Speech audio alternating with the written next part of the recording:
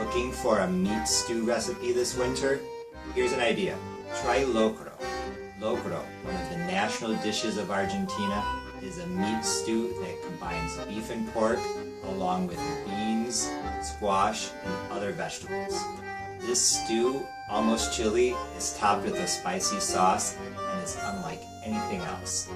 If you're looking for something new this winter, try locro. Take a look. So the first step in making locro is to soak the beans and the hominy. Here I have in Spanish alubias. These are cannellini beans, but you could also use lima beans. I have 150 grams of those, and I have white hominy here. In all the Argentine locro recipes, it's always white hominy, but I think you could use yellow if you wanted. 250 grams. I just put these in separate bowls and then covered them with water last night. Usually you cook everything together for locro, but I want to speed this up a bit, so I'm going to get these started separately, and then I will add them to the stew. So I have my beans and my hominy. I just dumped the beans into the pot, and the hominy I drained. I reserved the water just in case. And I put the heat on high to bring it to a boil, and then I turned it down to medium. These have been cooking for 20 minutes. Now something that's a little bit different as well. I have some butternut squash, one medium squash, 550 grams. I peeled it and I cut it up. What I'm going to do is I'm going to roast it in the oven. Just like with my butternut squash pie recipe, I'll see if I can put a link to that down in the description box, but I feel like roasting butternut squash brings out the flavor a lot more. So even though most locro recipes, like I said, they call for just cooking everything in the same pot, by roasting the squash, not only will this speed up the process, but it also bring out the sweetness, and I think it'll really be good. So I just put some oil in the pan, and then I went through with my finger and made sure that all parts of the pieces of squash were covered with oil. So now this will roast at 400 degrees for 10 to 15 minutes per side. So I'm done pre-cooking my hominy. It boiled for 30 minutes. This is what it looks like. I tasted it. It still needs some more time to cook, but like I said, I'm going to be adding it to the stew. And here are the beans. They cook for 45 minutes. Now I'm going to put these off to the side and I'll go over the meat. So the main focus of locro is the meat. It's always a combination of beef and pork. The beef could be what I have, beef shank. A lot of times you see something called falda, which is, I believe, brisket with the bone in, or maybe it's short ribs. I'll have to check that again. In terms of the pork, they almost always have pig's feet.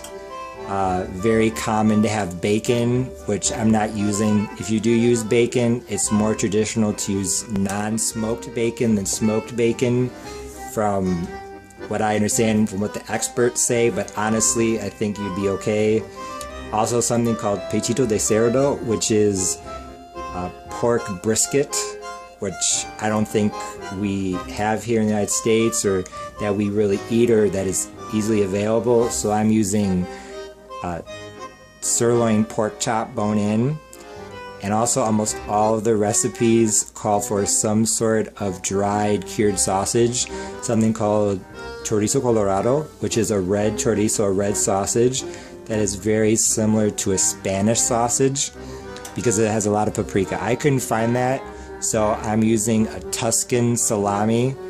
I tried it. It definitely has a bit of a smoke flavor to it. I think paprika is one of the main ingredients.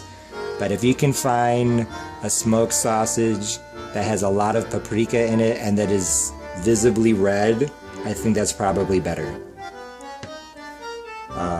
So yeah, this is the meat I'm going to use. I've also seen beef tripe in recipes. I've seen pig skin. Like I said, a lot of different things you could put in. Some are hard to find here in the United States. But what I have not seen in any recipe is putting chicken into this. So, oh, and oxtails. Oxtails are something that you see in locro very often, but those are kind of expensive here in the United States. So this is what I'm using. Now it's time to put in the meat. Let's start with the beef shank. So my beef shank just went in. Now I'm going to put in my sirloin chop. About 3.5 minutes. I'm going to flip my meat. So it's been 2 minutes since I flipped the meat. Now I'm going to add my onion and green onion, as well as chop my garlic in anticipation of adding that as well. So this time I'm also going to add the salami, just like I said. I was going to cut up in pieces. I'm also going to add the pig's feet.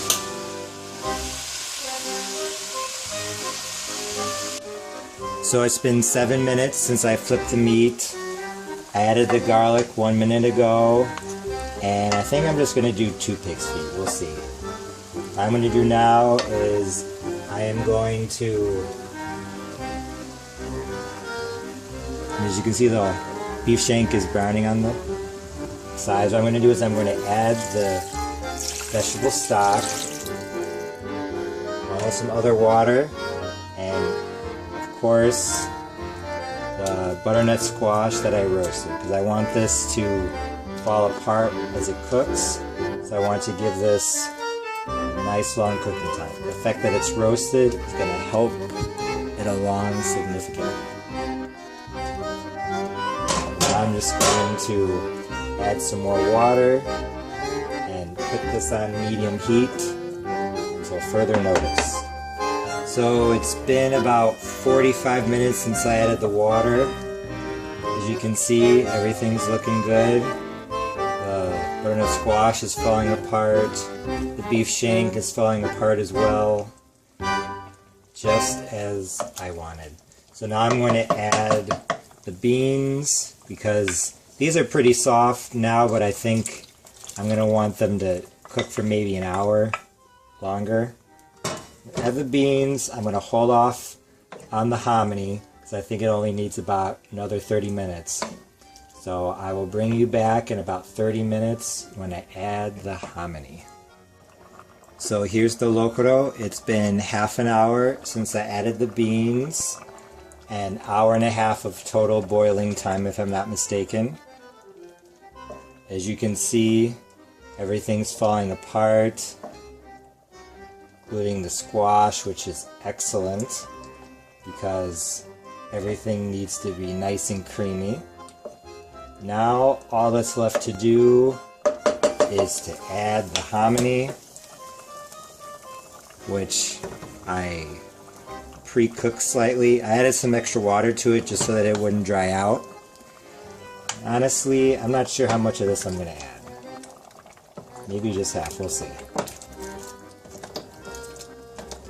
And I tried some of this. This is actually pretty good. So, I don't know if you can hear it, but I have some more hominy boiling off to the side for dessert, for masa mora. So that should be interesting. I'll bring you back once all the hominy is in. So I added the hominy. I added a little over half. Some of the Locro recipes have a ton of hominy, but I started adding this and I like hominy, but I don't want this to be a hominy stew. So I think this is enough to have a little bit in every bite, but not be overwhelmed by it. So as you can see, everything's falling apart. The broth is turning orange, getting creamy. The beef shank has fallen apart. The pig's feet are getting tender. Very, very nice. And even on the beef shank, you can see where I seared it a little bit, I think. So I am excited. Probably about another half an hour. So the locro is now done. It boiled on medium for a total of 2 hours, and then I put it down from 3 out of 6 to 2 out of 6 for the past about 15 to 20 minutes. This is perfect. Look at how creamy this is. That butternut squash just fell apart and just made this creamy orange broth. I tasted this and it's delicious. It's unlike anything we have really in the United States. I have not added anything to this, any spices. One thing you want to be aware of is that about 2 hours into the cooking, it might start to stick on the bottom. So like right here, just add a little bit of water. But I did not add much water to this at all because like I said, I want it to be a nice thick stew. You can see all the meat just fell apart. This is delicious. So I'm going to add the spices. So to the locro, I added 1.5 teaspoons of salt, black pepper, and paprika, 1 teaspoon of crushed red pepper, and half a teaspoon of cumin. So now all I have to do is make the spicy sauce, and then this will be ready to serve. So to make this spicy sauce, I have about 30 grams of green onion and a tablespoon of oil. Been sauteing the green onion for about 2 to 3 minutes. It looks softened now. So what I'm going to do is I'm going to turn off the heat and I'm going to add 1 teaspoon of paprika and 1 teaspoon of crushed red pepper, along with a tablespoon of water and a tablespoon of red wine vinegar. It's very important to add the spices once it comes off the fire because you do not want to burn the paprika. Burned paprika is very bitter, so be careful. So now I have my spicy sauce. I might add a little bit more, probably another half a teaspoon of each, and then I will be ready to serve. This locro was delicious. The butternut squash disintegrated totally, forming a creamy orange broth. The beans in the hominy stayed whole but were soft, offering a nice texture contrast. The meat was tender, the combination of beef and pork lending a unique flavor combination. I noted the presence of the pig's feet as well, the collagen giving the broth even more body. This locro has a very unique flavor, unlike anything common in the United States. Honestly, the best word I could use to describe it is earthy, like an earthy stew or chili. It's hearty yet subtle, familiar yet mysterious at the same time. In Argentina, locro is often served in earthenware bowls, and I can definitely see why. Although this locro stew is great on its own, what really puts it over the top is the spicy sauce. Although kikirimichi is often described as a spicy sauce, and it's more of a tangy sauce. I could taste the red wine vinegar more than anything else.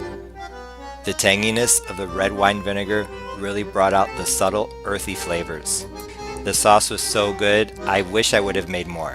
When you make it, make sure to double, if not triple, if not quadruple the recipe. Trust me on this. If you're looking for new and interesting winter soup or stew ideas, definitely give this one a try.